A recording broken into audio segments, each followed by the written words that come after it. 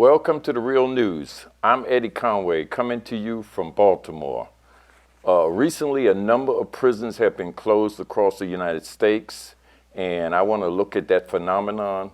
And so joining me today to explain what's been happening is Diana Zuniga, who is the statewide coordinator for the Californians United for a Responsible Budget. Diana, thanks for joining me. Thanks for having me. Can you explain? I see in Pennsylvania, 2 prisons have been closed, and I see in a number of other states, New York, Florida, Illinois, etc., prisons are being closed. And there seems to be a move in California to have prisons closed there. Can you explain what's going on? Yeah, so in several different states, the Sentencing Project actually just released a report that talked about the closure of prisons in states throughout the country, but also the repurposing of facilities. So I know in states like New York, there's been facilities that have been closed and been kind of uh, used to create reentry facilities for women that are coming out of incarceration.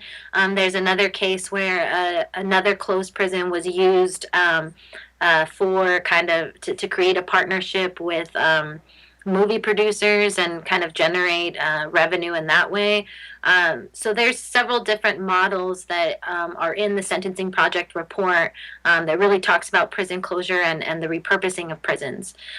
In Pennsylvania, there's already been a lot of kind of media acknowledgement of the fact that the legislature over there wants to actually begin moving forward on the closure of 2 particular prisons. There's organizations like Decarcerate PA that have been fighting for prison closure in that particular state for a number of years. And now it's actually, the conversations are moving forward into being a reality for Pennsylvania. In California, however, we're seeing that there's more and more spending going towards corrections.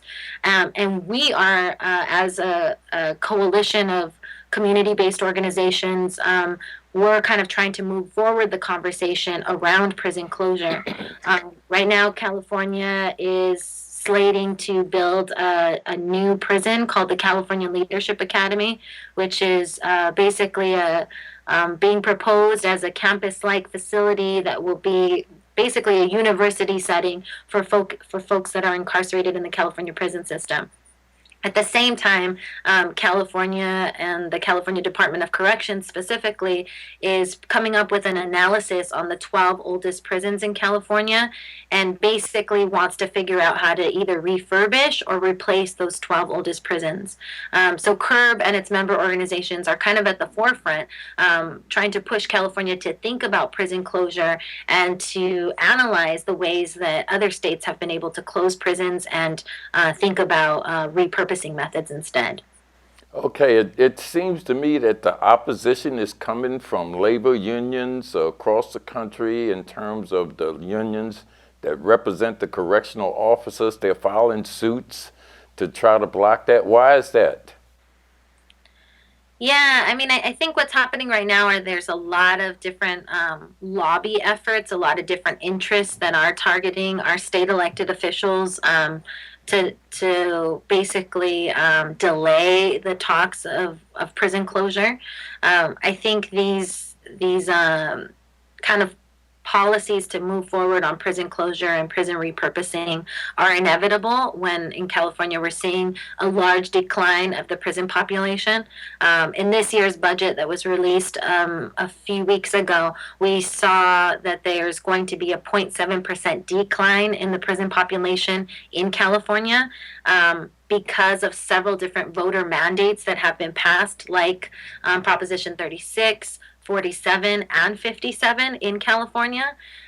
So even though there's interested parties lobbying our state elected officials to keep prisons open, we as a coalition think that there's a huge opportunity, given all of these different prison population reduction policies that have passed, to really think about prison closure and really inform and educate our elected officials and our community members, that we can start the conversation on prison closure as other states have already, started moving forward on that.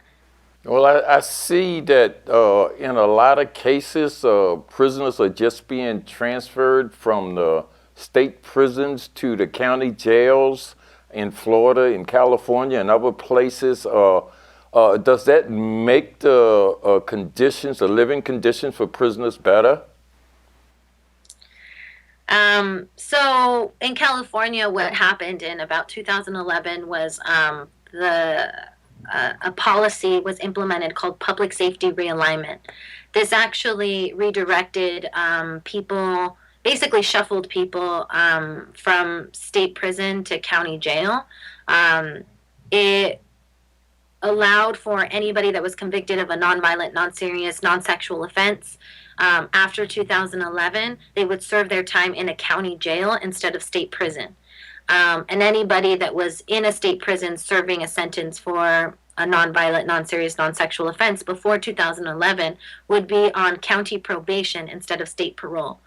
So basically what they did was they shifted responsibility for particular people from the state level to the county level. This, for California specifically, has not been as helpful as we would like. What it has resulted in is about 40 out of 58 counties building new jails in order to be able to house this new population that county sheriffs are now in charge of due to public safety realignment.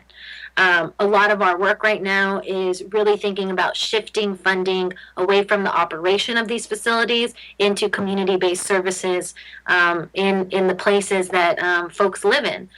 So this could look like mental health, housing support, and the list could go on because we know that there's a lot of needs in our communities.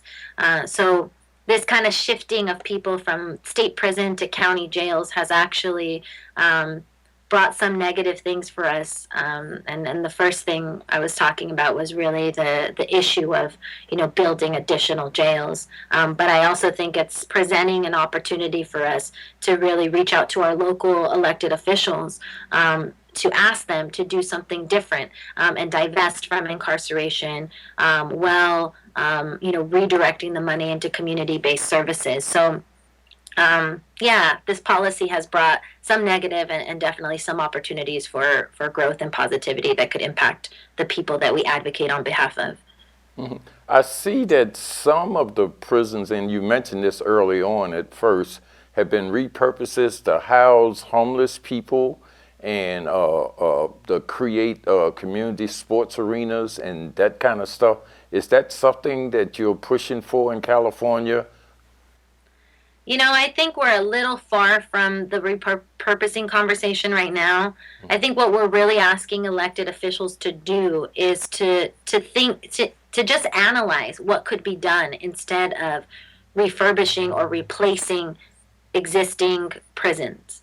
It seems that the kind of California Department of Corrections analysis is very short-sighted and is kind of setting California up for a continued capacity of incarceration instead of actually leaving room for community members and impacted people to be able to discuss what can be created instead.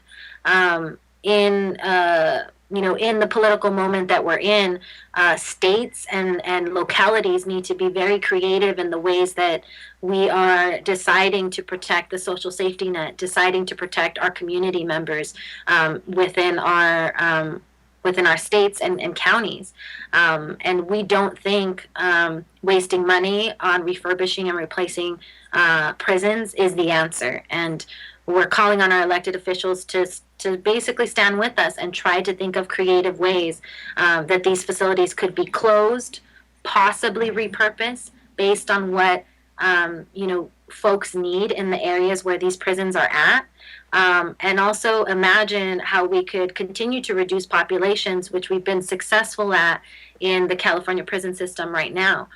There's so many things that we could do instead and think through instead of just analyzing how to refurbish and replace facilities that are falling apart and are creating trauma, are continuing the trauma that our community members are facing, the folks that are incarcerated in there specifically.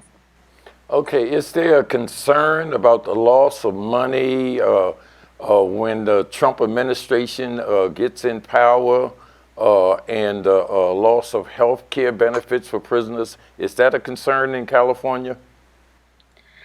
I mean, I think it should be concern overall. I mean, I think a lot of people are predicting what could possibly happen based on what a Trump administration can bring us. And I think right now it is a lot of kind of predictions. But based on some of our research, what we found was that California could possibly lose, stands to lose $20 billion under the Affordable Care Act if something like Obamacare is cut. So this is something that could negatively impact all community members in California, those that are incarcerated and those that are not currently incarcerated. So we think it's we know that these are all speculations at this point, but they could be actual concerns that then impact the fiscal sustainability of our state. And for that reason, elected officials need to think of creative ways to really cut the costs of a rising prison budget and focus on pursuing aggressive parole and sentencing reforms that will help us save money and really utilize that money for services and healthcare and housing in our communities. Okay, thank you for that update, and please join me again in the near future so I can get another update from you. Sounds good. Thank you. Okay, and thank you for joining Rattling the Bars.